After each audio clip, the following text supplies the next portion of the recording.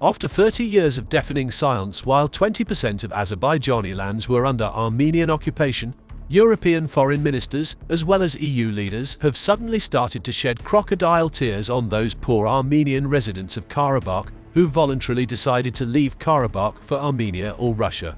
30 years of silence on almost 1 million Azerbaijanis who had been violently displaced from their native lands, not only in Karabakh, but in the surrounding areas as well. This is in stark contrast to the months spent making vociferously biased statements against Azerbaijan.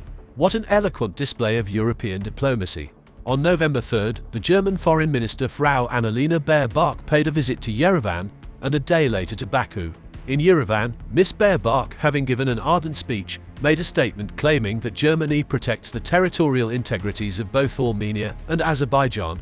She also added that her country wants to expand EU influence in the region. Bingo, that was her objective. Furthermore, Minister Baerbosk has promised Armenia another €9.3 million of humanitarian aid, as she put it, to overcome the current challenges. Later, Baerbosk visited Azerbaijan, where she reenacted a scene with binoculars pointing towards Azerbaijan, imitating how observers monitor the border, an unequivocal hint on the true purpose of the EU mission in the South Caucasus.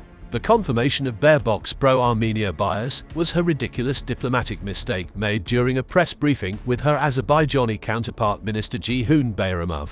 That's to say, Baerbosk named Azerbaijani cities in the same way as Armenian separatists would. Moreover, she made a false statement, saying she had met with Azerbaijanis expelled from Armenia in 80s-90s. What a brilliant example of German diplomacy! Especially the fact that during her brief trip to Yerevan, Frau Baerbosk had found time to link up with the ex-residents of Karabakh who voluntarily left Azerbaijan this autumn. Due to communique, the German minister came to the region in a bid to resume European mediation in the trilateral negotiations on a peace agreement, which was broken after France's adverse position was finally revealed.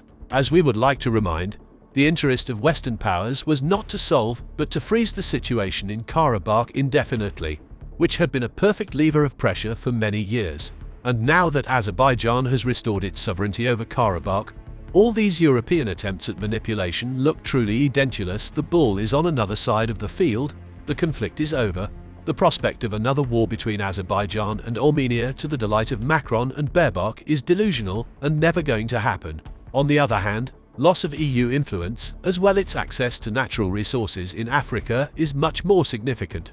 So, now they rush for a substitute in ex-Soviet republics such as Kazakhstan and Uzbekistan.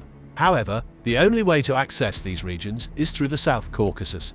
Gas supply is also a zest, and finally its location situated between Russian and Iranian borders. So, for the unlucky mediators, who have made no progress during endless negotiations, are now stuck with a perplexed task of how to penetrate the region.